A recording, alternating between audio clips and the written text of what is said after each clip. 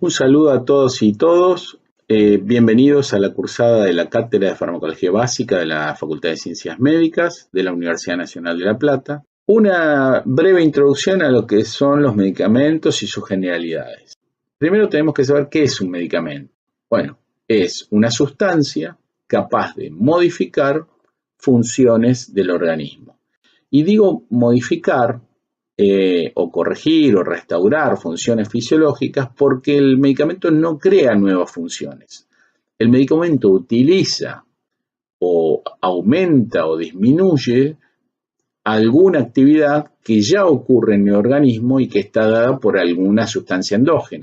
El medicamento tiene un componente, una molécula base que se llama principio activo y que es el responsable de la actividad del medicamento. Es decir, es la que alcanza el sitio de acción y genera una respuesta, ya sea celular o del tejido.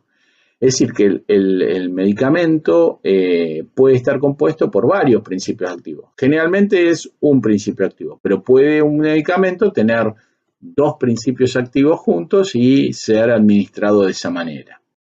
¿Qué es un excipiente? Es aquello que se agrega al principio activo y que le sirve para mejorar, por ejemplo, su absorción, su distribución, su estabilidad. Entonces son materias que se agregan al principio activo para hacerlo o más estable o mejorar su farmacocinética. ¿Qué es una forma farmacéutica? Es la forma en la cual el medicamento se presenta. Por ejemplo, si es un comprimido, un gel, una ampolla.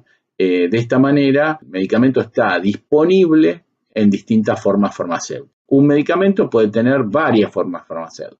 Puede estar disponible en comprimidos, en gel, en supositorio o en ampollas, por ejemplo, en parches. Decimos que los medicamentos tienen una importancia fundamental para la salud pública. ¿Por qué? Porque son bienes especiales dentro del mercado. ¿Por qué son bienes especiales? Bueno, imagínense cualquier bien. Una gaseosa que ustedes quieran o deseen tomar, van a un negocio, la adquieren, la compran, la pagan y la consumen. Ahora, el medicamento no es así. ¿Por qué? Porque el paciente, que es el que tiene que consumir el medicamento, no lo elige. ¿Quién lo elige? El médico, o el odontólogo, o el prescriptor. Ese prescriptor elige el medicamento que va a tomar su paciente. Pero el prescriptor no lo paga. ¿Quién lo paga? Lo paga o bien la seguridad social, la obra social, cualquier obra social que tenga el paciente, o si no tiene, el Estado. Entonces, el que lo paga no lo consume. Hay una salvedad que si la cobertura no es al 100%, puede el paciente pagar algo de bolsillo, pero generalmente por esto se considera que es un bien especial, no es un bien transable como cualquier otro. Pero también el medicamento es considerado un bien social. ¿Por qué? Porque de él depende la salud y la vida del que lo consume. Pero también el medicamento es considerado un bien social. ¿Por qué? Porque de él depende la salud y la vida del que lo consume. Y tiene lo que se llama en economía las externalidades positivas para toda la sociedad. Es decir, yo me beneficio que el otro esté bien tratado o que haya accedido al medicamento. Les doy ejemplos. Si todos nos vacunamos, probablemente no tengamos circulación de un determinado microorganismo y podemos protegernos entre todos.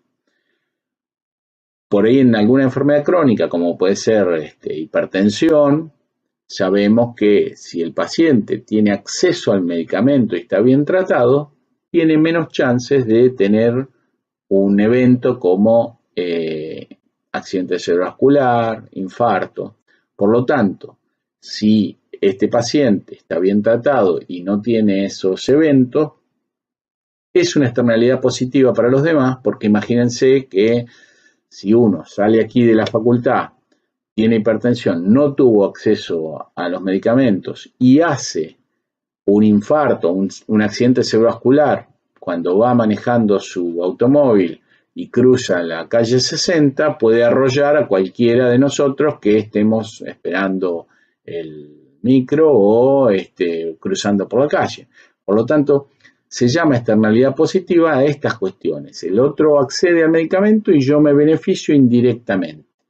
Entonces, es un bien social y debe ser tratado así. Por eso nos debe preocupar que los demás, todos los pacientes, puedan tener acceso a un tratamiento esencial y racional. ¿Quién paga los medicamentos que consumimos? Como les decía, en Argentina existe la Seguridad Social, obras sociales, más de 300, que tienen cobertura a un porcentaje del precio. Puede ser 100%, puede ser menos. Si no es 100%, el paciente está obligado a poner el resto, o sea que hay un gasto de bolsillo que es aquel que no cubre la seguridad social o aquellos medicamentos que no están cubiertos por el Estado. Y el Estado brinda medicamentos a través de su programa Remediar, que hay un limitado botiquín, pero que es para atención primaria y son medicamentos gratuitos.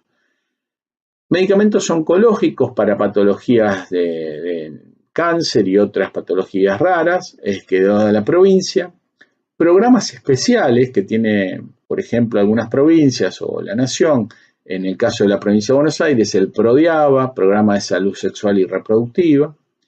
Los hospitales, a través de su caja, compran medicamentos para ser dispensados en el hospital, y los municipios dispensan algunos medicamentos también con un listado limitado, pero se hacen cargo de algunos medicamentos que consume la población que habita en su distrito. Veamos cuál es la estructura del financiamiento de la salud en general en todos los países. Como vemos, Argentina prácticamente, vamos a ponerlo así, tiene la mitad de su población que depende de la seguridad social, una parte que depende del Estado, una gran parte también que depende de gasto de bolsillo y una pequeña parte que depende de los seguros privados.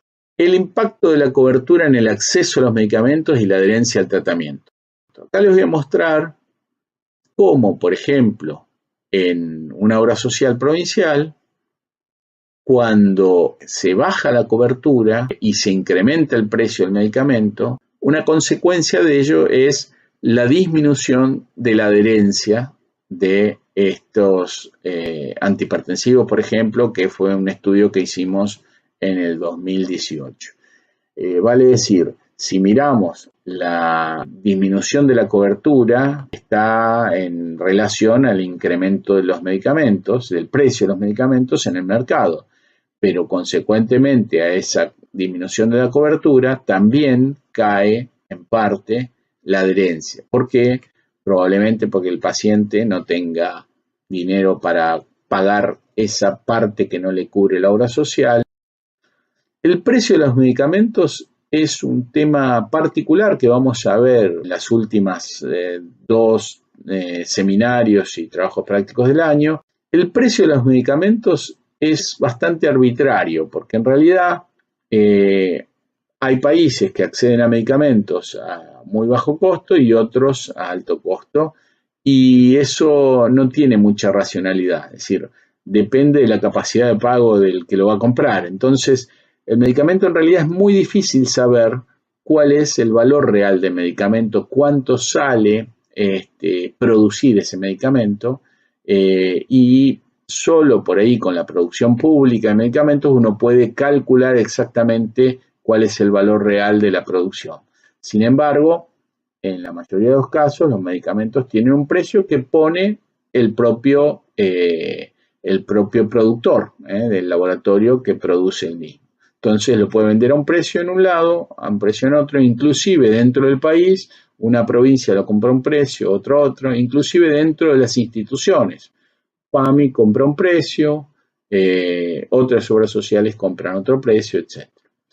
Generalmente se habla, como hay varios oferentes de un medicamento en el mercado, se habla de efecto murciélago cuando los proveedores o los productores se ponen de acuerdo y se enganchan al precio más alto. Entonces, si bien hay una dispersión de precios, nunca es demasiado amplia, porque todos, digamos, han como pactado un precio estándar que se asemeja más al que está al mayor precio que al precio mínimo real de la producción.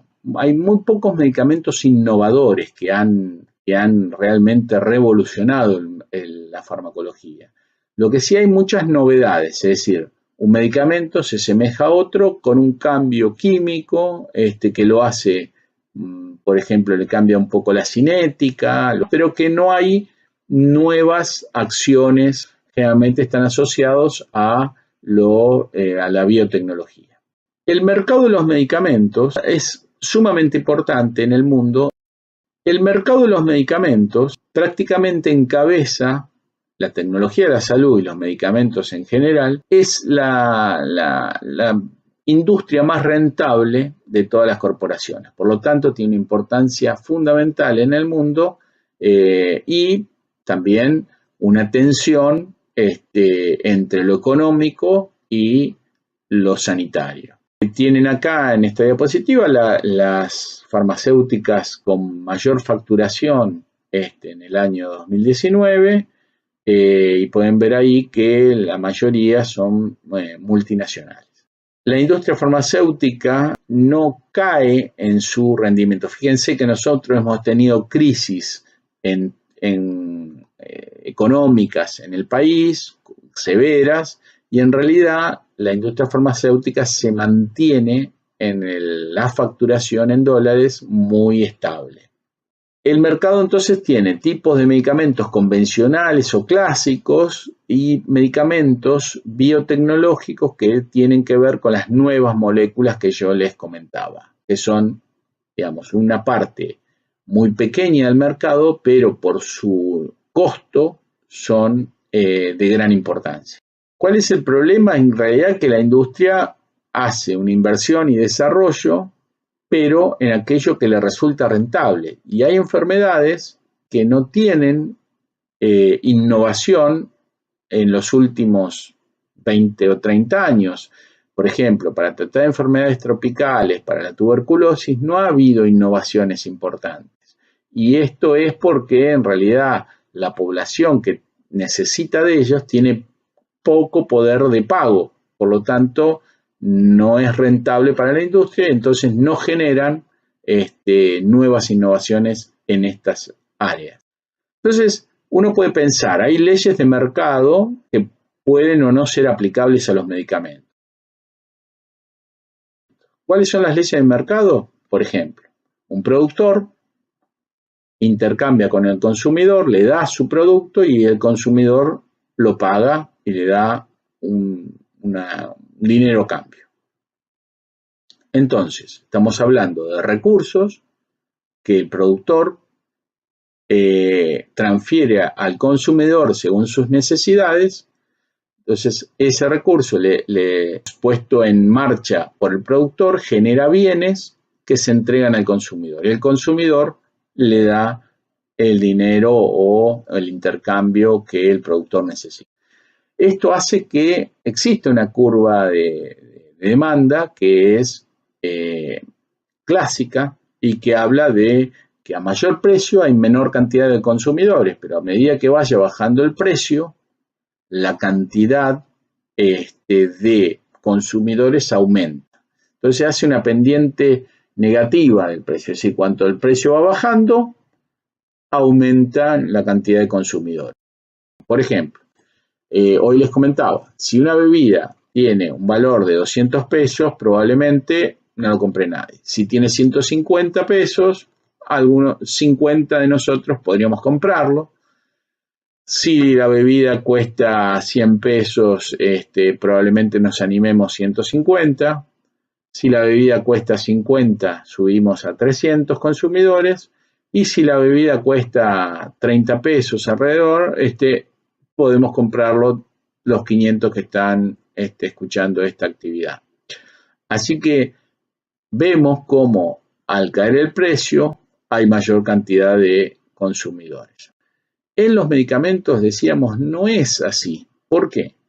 Porque por más barato que esté un medicamento, si no lo necesito, no lo voy a consumir. Imagínense, si yo no soy hipertenso, ¿para qué voy a comprar un antihipertensivo? Pero al revés, si yo soy hipertenso y necesito un medicamento, por más que el precio vaya aumentando, yo lo necesito, porque lo necesito para poder vivir y para evitar las complicaciones de la hipertensión. Por lo tanto, se llama demanda inelástica porque no me da posibilidades a modificarla.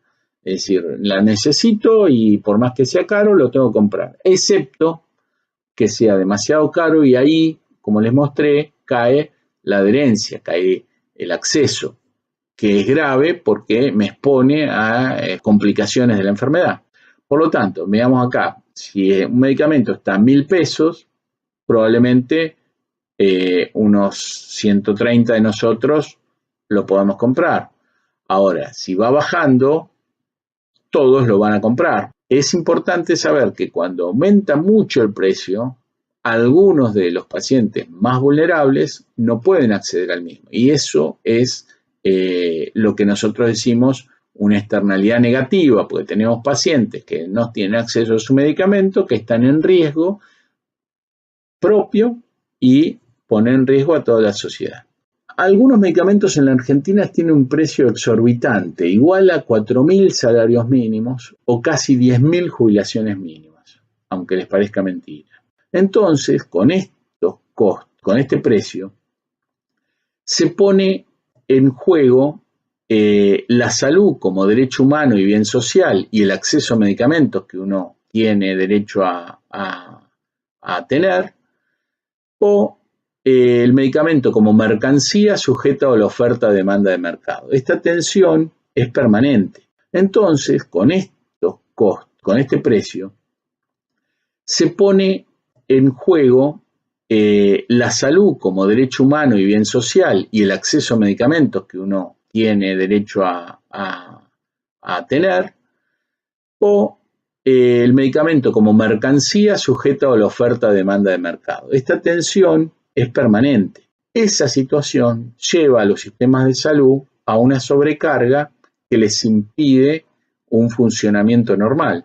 Imagínense, si un paciente necesita, como ocurre en este momento en Argentina, si un paciente necesita un medicamento que tiene un precio de mercado de $1.800.000 por paciente, ¿qué es lo que va a tener que ajustar en su presupuesto ese financiador, esa obra social, ese Estado, que va a dejar de pagar por pagar a este paciente? Entonces, esa situación hace que sea difícil porque el Estado trata de garantizar el acceso a los medicamentos sin desfinanciar el sistema de salud.